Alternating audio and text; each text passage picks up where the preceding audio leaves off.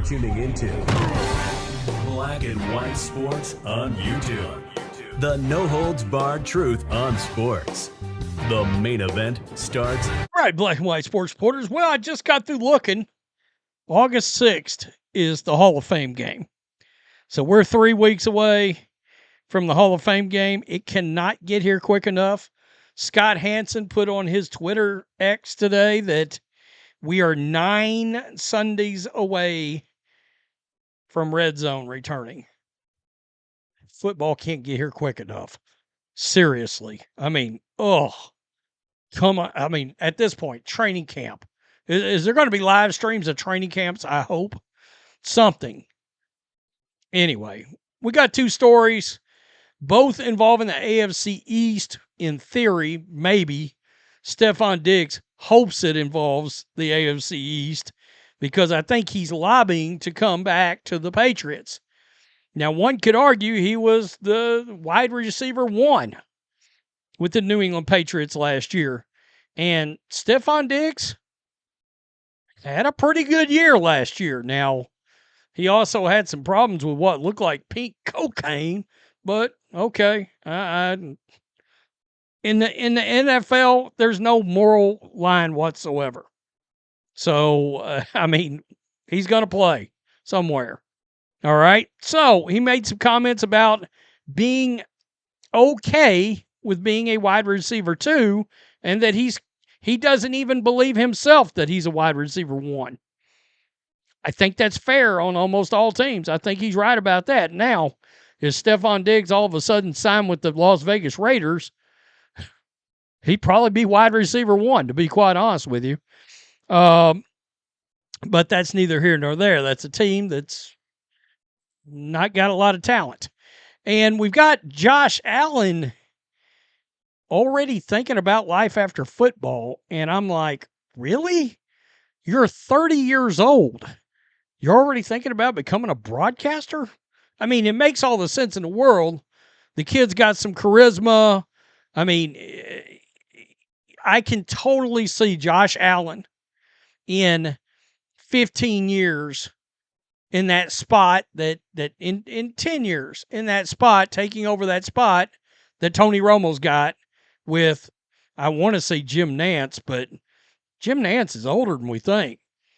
Tom Brady, maybe he's going to end up taking over for Tom Brady when that 10-year deal runs out.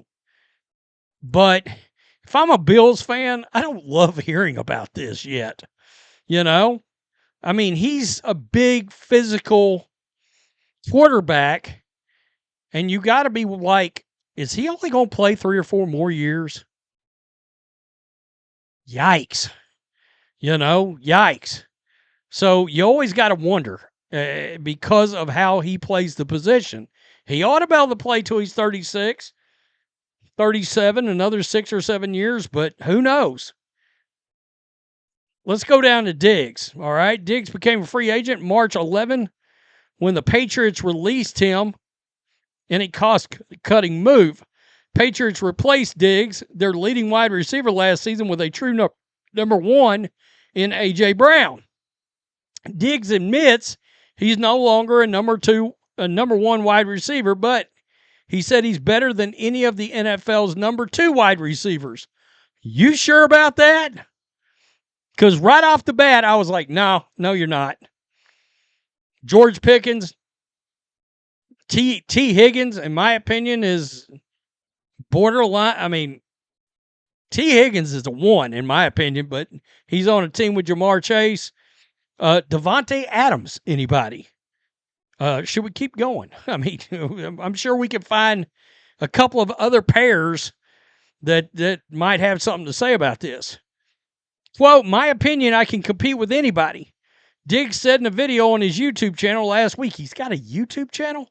But take those top wide receivers as your 1s, right? You can't name a 2 better than me. Yeah, we can. Diggs said presumably all 32 teams have their number 1 wide receiver for the season. He argued that there are only 7 real number 1s in the league. Wow, okay. There's not a number 2 on a team. Let's presumably give people the credit and just say, okay, You want to take the number 1 spot away, Diggs said. Name your number 2 right now and tell me how much he makes. And then my last question, is he better than me? Diggs, 32, underestimates some of the league's top receiving duos. Right. Jamar Chase, T. Higgins, CeeDee Lamb, George Pickens, Devontae Adams, Puka Nacua. The Patriots have A.J. Brown, Romeo Doubs. I could make an argument that Stefon's better than Romeo Doubs, but okay. The Lions have Amon-Ra, St. Brown, and Jameson Williams. I could make an argument that he's better than Jameson Williams. And the Vikings have Justin Jefferson and Jordan Addison. To this point, though, Diggs still has something left. He had a team-leading 85 receptions for 1,013 yards and 4 touchdowns. Well, he added 110 and a touchdown in the postseason. Let's just go over to PFF. I've got it up here. This is the grade out on wide receivers. Stefon Diggs graded out as the 11th best wide receiver in the entire damn league. Now, I've said, look, PFF's got some flaws because obviously Justin Jefferson is better than Stefon Diggs. T. Higgins, better than Stefon Diggs. I mean, there's guys, in my opinion, that were blatantly better than Stefon Diggs. Ted McMillan, you could argue, is a guy, you know. Zay Flowers, definitely a guy. CeeDee Lamb is a better choice there. You know? So, but if I'm a team and I needed to, he's not going to cost you a lot of money. You know? He's not going to cost you a lot of money. Now, you got to bring him in and hope there's not an issue, there's not an incident. Just saying. Josh Allen says he would entertain the idea to follow Tom Brady and Drew Brees into broadcasting. 8 years into his NFL career, Bills quarterback Josh Allen remains in his prime. But the years tend to roll by quickly for Allen, who turned 30 in May. 40 will be here in a blink of an eye, and at some point, his playing career will end. When it does, will Allen become a broadcaster? Quote, I do think it would be cool if you can keep it from strictly broadcasting angle, Allen told Alex Sherman of CNBC. When players go from players to journalists and say certain things that they hated people saying about them, I think that's where it gets a little murky for me. But I do think it would be something I would entertain.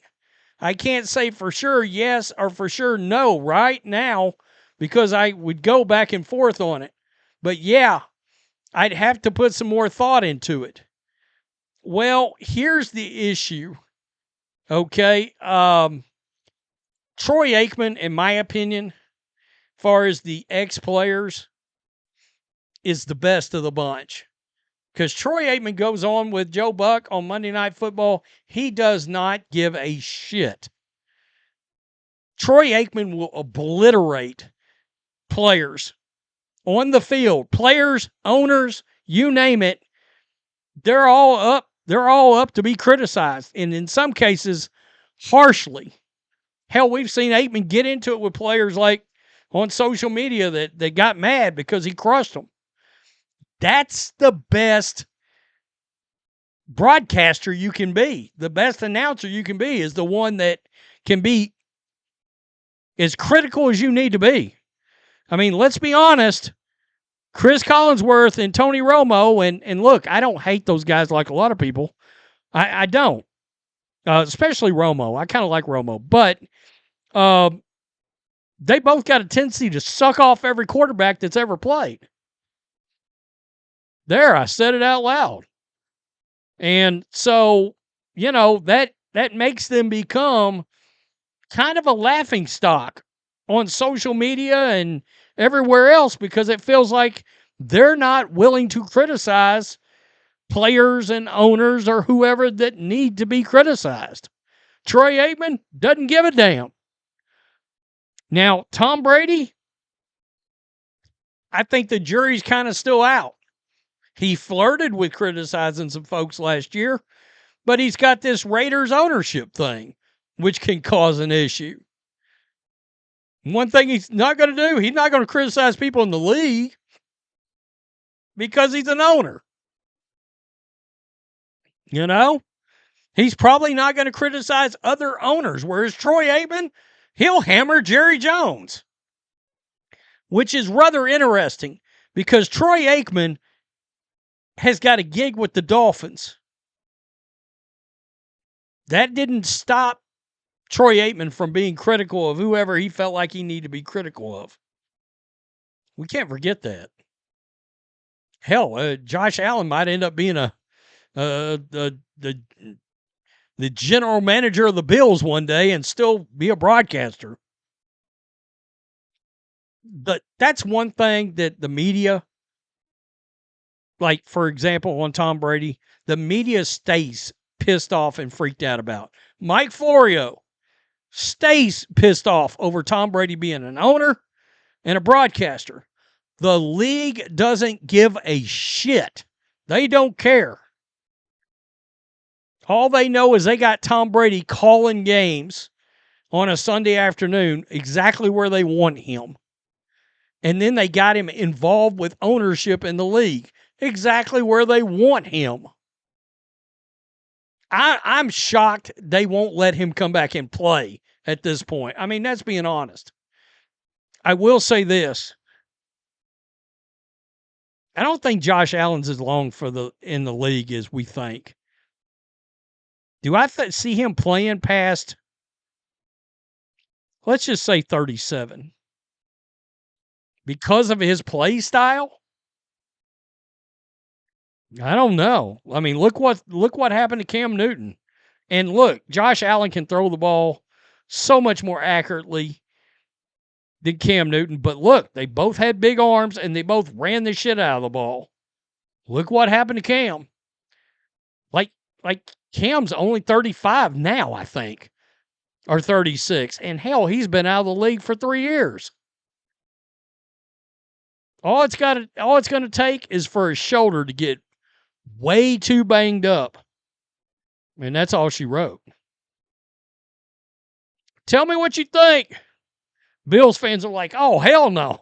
I don't blame you. I like Josh Allen. And I'm hoping Josh Allen gets a ring. Would I have fired Sean McDermott for Joe Brady? No. No. Not at all. Peace. I'm out. Till next time. Thanks for watching the show. Be sure to like, comment, and subscribe. Be sure to tune in next time on Black and White Sports.